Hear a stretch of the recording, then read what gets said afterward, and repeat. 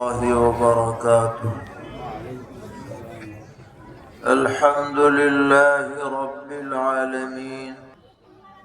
أشهد أن لا إله إلا الله وحده لا شريك له، وأشهد أن سيدنا ومولانا محمدا عبده ورسوله، صلى الله تبارك وتعالى عليه وعلى آله وأصحابه وذرياته أجمعين. أما بعد، فأعوذ بالله من الشيطان الرجيم. بسم الله الرحمن الرحيم. إنا نحن نزلنا الذكر وإنا له لحافظون. صدق الله مولانا العلي العظيم. معزز بزرگوں اور بھائیوں، اور جہاں تک یہ آواز جا رہی ہے، ہماری مائیں اور بہنیں،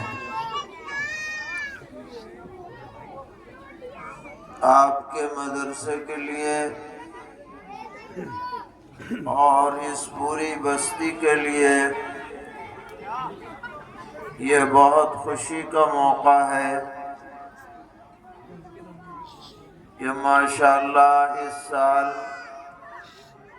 3 بچوں نے قرآن پاک حفظ کرنے کی سعادت حاصل کی ہے۔ اللہ تعالیٰ ان بچوں کو اس نعمت کی قدر دانی کی توفیق عطا فرمائے اور مسلسل تادم قرآن پاک پڑھنے کی اور یاد رکھنے کی بھی توفیق عطا فرمائے۔ قرآن پاک اللہ تعالیٰ کا کلام ہے، اور اللہ باعزت ہے، تو جو اس کا کلام ہے وہ بھی عزت والا کلام ہے، اور اس کلام سے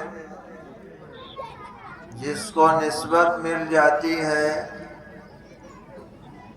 اللہ تعالیٰ اس کے اندر بھی عزت پیدا کر دیتے ہیں۔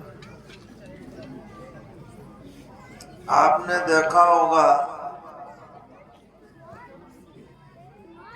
کہ قرآن پاک جس جگہ پر رکھا جاتا ہے، رحل ہو یا تپائی ہو، وہ لکڑی کی ہوتی ہے، اور یہ اگر چوکھٹ میں لگائی جائے اس کی کوئی عزت نہیں، لکڑی کا تخت بنایا جائے اس کی بھی کوئی عزت نہیں، لکڑی کی کرسی بنا لی جائے تو بھی کوئی عزت نہیں، لیکن یہ لکڑی جب قرآن کے لیے خاص ہو گئی تو لکڑی میں بھی عزت آ گئی۔ اگر رحل رکھی ہوئی ہو تو کوئی آدمی اس پر پیر نہیں رکھتا، اور اگر بے خیالی میں پیر لگ جاتا ہے تو آدمی برا محسوس کرتا ہے کہ جی گناہ ہو گیا، غلطی ہو گئی، بے ادبی ہو گئی، حالانکہ لکڑی ہے۔ مگر لکڑی میں عزت آئی قرآن کی نسبت کی وجہ سے۔ ایسے ہی جزدان ہوتا ہے، جزدان، وہ کپڑا اگر پہنا جائے تو کوئی عزت نہیں، بچھایا جائے تو کوئی عزت نہیں، ٹانگا جائے تو کوئی عزت نہیں، مگر اس کپڑے کا جب جزدان بن جاتا ہے تو بغیر وضو آپ اسے نہیں چھوئیں گے جو قرآن کے ساتھ جزدان لگا ہوا ہوتا ہے، اتنی عزت بڑھ جاتی ہے اس کی، ہے کپڑا۔ تو جب یہ بے جان چیزیں قرآن سے نسبت کی وجہ سے عزت دار بنے گی تو یہ جاندار انسان عزت دار نہیں بنے گا۔ جس کے سینے میں 30 پارے اللہ نے محفوظ کر دیے، اس سے بڑا عزت دار اور کون ہو سکتا ہے؟ تم نے بنوا لی ویڈیو بھی؟ تو جس کو بھی یہ سعادت ملے کہ وہ قرآن یاد کرے، وہ اللہ کی نظر میں بہت باعزت ہے، اور اللہ تعالی قیامت میں اس کی عزت فرمائیں گے۔ یہاں تو چند 100 لوگ ہیں، جہاں دستار بن گئی عزت ہو گئی، مگر بہت سے لوگوں کو نہیں پتہ چلا دنیا میں۔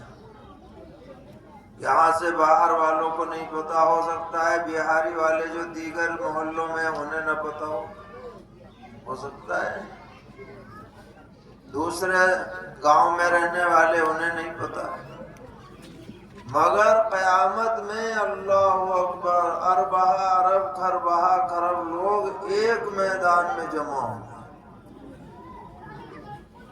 اور وہاں یہ نہیں ہے کہ بھئی دور ہے تو نظر نہیں آ رہا، وہاں قریب دور سب یکساں نظر آئے گا، یہ کمال ہوگا۔ اور وہاں بغیر لاؤڈ اسپیکر کے ہر آدمی ہر ایک کی بات سن لے گا، یہ بھی کمال ہے، کھسکھساہٹ بھی سن لے گا، ایسا ہائی پاور کان اللہ تعالیٰ انسان کو عطا فرمائیں گے۔ وہاں پر اللہ تعالیٰ اس حافظ قرآن کو عزت بخشیں گے، تو سب لوگوں کے سامنے اعزاز ہوگا کہ بھئی یہ تو فلاں محلے کا فلاں آدمی ہے، ہم تو سمجھتے تھے بھئی کیا ہے، حافظ ہے، اور یہاں اعزاز ہو رہا ہے، اللہ اکبر۔ اور پھر کیا ہوگا؟ جنت کے درجات پر کھڑکی سیڑھی لگا دی جائے گی، اور جنت کے 100 درجے ہیں، اور ہر ایک دوسرے درجے میں زمین آسمان جیسا فصل ہے، اور حافظ قرآن سے کہا جائے گا پڑھتے جاؤ چڑھتے جاؤ، جیسے دنیا میں تم پڑھا کرتے تھے ویسے ہی پڑھو، جہاں تمہاری قرات ختم ہے وہی جنت میں تمہاری جگہ ہے اور درجہ ہے، پتہ نہیں کہاں پہنچے گا وہ حافظ۔ اور جب وہ جنت میں پہنچ جائے گا تو کیا یہ ہو سکتا ہے کہ آدمی خود تو پہنچ جائے اور اپنے اماں ابا کو نہ بلائے؟ ضرور بلائے گا، اللہ کے یہاں درخواست دے گا کہ جی یہاں آ گیا، جی نہیں لگ رہا جنت میں، اماں ابا کو بھی بلوا لو، تو درخواست قبول ہوگی انشاءاللہ دیر سویر، اور دیگر رشتہ داروں کو بھی بلا لینا۔ یہ کام کون کرے گا؟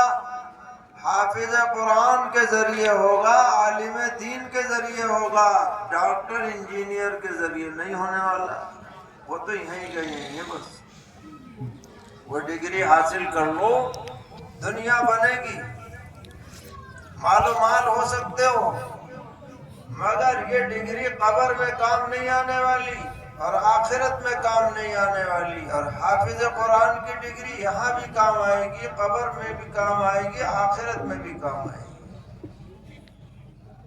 اس لیے باقاعدہ جلسہ کر کے قاری صاحب پگڑی بندھواتے ہیں، کیا ضرورت اتنے جلسے کی، وہی بندھوا لیتے اپنے درسگاہ میں، جلسہ کیوں ہو رہا ہے اتنا بڑا مجمع تام جھام تمام؟ اس لیے ہو رہا ہے تاکہ انہیں دیکھ کے آپ لوگوں کے دل میں بھی جذبہ پیدا ہو کہ ہم بھی اپنے بچوں کو حافظ بنائیں۔ کیا آج ان کے ہاں دستار بندھی ہے اور خوشی ہو رہی ہے، کل ہمارے ہاں بھی ہو، ہمارا بچہ بھی حافظ بنے، بچی حافظ بنے، پوتا بنے، پوتی بنے، بھانجا بنے، بھانجی بنے، یہ جذبہ پیدا ہو۔ امت میں جب تک قرآن رہے گا امت زندہ رہے گی، اور اگر قرآن ہٹ جائے ختم ہو جائے تو عزت ختم ہو جائے گی، جو رہی صحیح ہے وہ بھی نمٹ لے گی۔ تو بتاؤ بھئی کون کون ارادہ کر رہا ہے کہ اپنے بچوں کو قرآن پڑھائے گا؟ ماشاءاللہ دیکھو کچھ تو اٹھے ہاتھ، اور بھائی ناظرہ تو سب کو پڑھانا ہے، یہ تو ہو رہی ہے حافظے کی بات، ہاتھ اٹھانے کی، اور ناظرہ پڑھانا تو فرض ہے، فرض، کیونکہ اس کے بغیر تو آدمی نماز ہی نہیں پڑھ سکتا۔ اگر ناظرہ نہ پڑھا ہو تو نماز کیسے پڑھے گا بھائی؟ اس لیے چاہے بچہ ہو، چاہے بچی ہو، جوان ہو، بوڑھا ہو، امیر ہو، غریب ہو، ملازم ہو، کاشتکار ہو، اسے قرآن ناظرہ تو پڑھنا ہی پڑھنا ہے۔ اگر اب نہ پڑھاؤ تو اب پڑھ لیں۔ کیوں بھائی ارادہ کر رہے ہو اس کا؟ اس پہ تو سب کو ہاتھ اٹھانے پڑیں گے۔ ناظرہ تو سبھی کو پڑھنا ہے۔ اگر بڑے ہو گئے اب تک نہیں پڑھا، اب پڑھ لو، کیونکہ قاری صاحب تیار ہو پڑھانے سے۔ دیکھو یہ کہہ رہے ہیں تیار ہے۔ اتنا بڑھیا قاری کہاں ملے گا تمہیں جو چھوٹوں کو بھی پڑھانے کو تیار، بڑوں کو بھی تیار۔ ہمارے ہاں ایک تھا مراد آباد میں 60 سال کا، اس نے 60 سال میں ناظرہ پورا کیا، تو ایسے ہی جلسے میں اس کی دستار بندھی، انعام ملا۔ کیا بات ہے، پڑھنے کی کوئی عمر تھوڑی ہے قرآن پڑھنے کی۔ اس لیے سب بھائی ارادہ کرو کہ جس نے نہیں پڑھا وہ ضرور پڑھے گا، ہے بھائی؟ پڑھے گا کہ نہیں پڑھے گا؟ اور جس نے پڑھ رکھا ہے وہ کیا کرے گا؟ جس نے ناظرہ پڑھ رکھا ہے وہ کیا کرے گا؟ بتاؤ وہ کیا کرے گا؟ روزانہ کچھ نہ کچھ پڑھے گا۔ اس لیے نہیں ہے کہ ایک مرتبہ قاری صاحب سے پڑھ لو چھٹی، روزانہ پڑھو، پاؤ پارا ہی پڑھو، چلو ٹھیک ہے پاؤ پڑھ لو، لیکن پابندی سے پڑھو، پابندی سے پڑھو۔ دیکھیے آپ اگر بچوں کو قرآن پڑھائیں گے تو یہی بچے مرنے کے بعد آپ کے کام آ سکتے ہیں۔ زندگی میں تو جو کام آئے وہ تو الگ بات ہے، لیکن مرنے کے بعد پکی گارنٹی سے اگر کوئی کام آ سکتا ہے تو وہی بچہ کام آئے گا جسے آپ نے قرآن پڑھایا ہے خود۔ میں کہا کرتا ہوں کہ لوگ مرنے کے بعد قرآن خوانی کرواتے ہیں، صبح قاری صاحب کرواتے ہو، اب بھائی فلانا مر گیا، آ جاؤ بھائی مداوت کرو، قرآن خوانی ہو گئی، جمع ہو گئے 10 12 15۔ اس میں بہت سے ایسے ہوں گے جو صرف روا روی میں آ گئے کہ بھائی رشتہ داری کا معاملہ ہے، نہ جاؤ تو برا لگے تو چلو پہنچ جائے، جی نہ چاہتے ہوئے بھی آ گئے۔ اب آپ نے سب انتظام کر لیا، پارے بھی منگوا لیے اور پڑھائی بھی ہو گئی۔ اب جب دعا کا نمبر آیا تو جو آئے تھے نا آپ کے بلانے پر، انہوں نے پارا پڑھ کے اپنے ابا کو پہنچا دیا۔ بلایا آپ نے، کیا پتہ چلے چپکے چپکے وہاں سپلائی ہو گیا۔ بتاؤ بھائی کیا پتہ چلے؟ مولوی صاحب کے دعا کرانے سے کچھ نہیں ہوتا، جو اصل پڑھے اس کی دعا کا معاملہ ہے۔ اس نے چپکے سے اپنے ابا کو بھیج دیا، بلایا تم نے۔ لیکن اگر تمہارا بچہ پڑھا ہوا ہے تو وہ یہ خیانت نہیں کرنے والا، وہ پھر اپنے ابا کو ضرور پہنچائے گا، اس میں گارنٹی ہے۔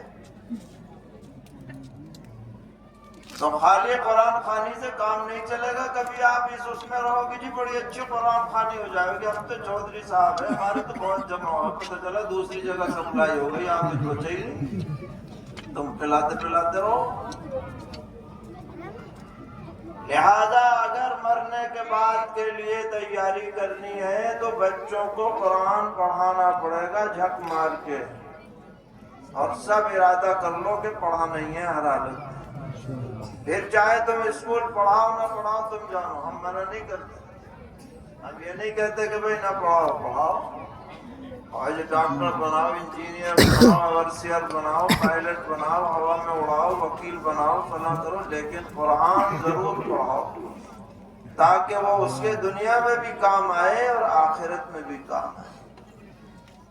اللہ تعالی ہم سب کو توفیق عطا فرمائے، اس گاؤں پر بھی رحمتوں کا نزول فرمائے۔ جو لوگ پریشان حال ہیں اللہ تعالی ان کی پریشانیاں دور فرمائے۔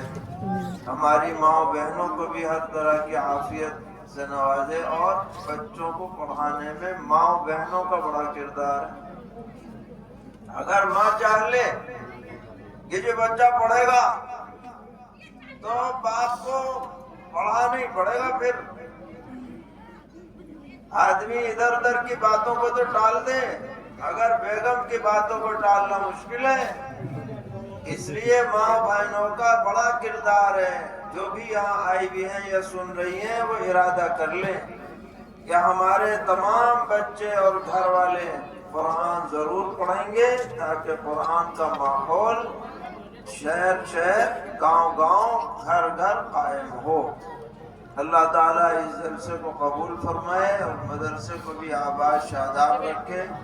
وصلی اللہ تعالی علی خیر خلقہ محمد وعلی آلہ واصحابہ وذریاتہ اجمعین۔ محترم حضرات،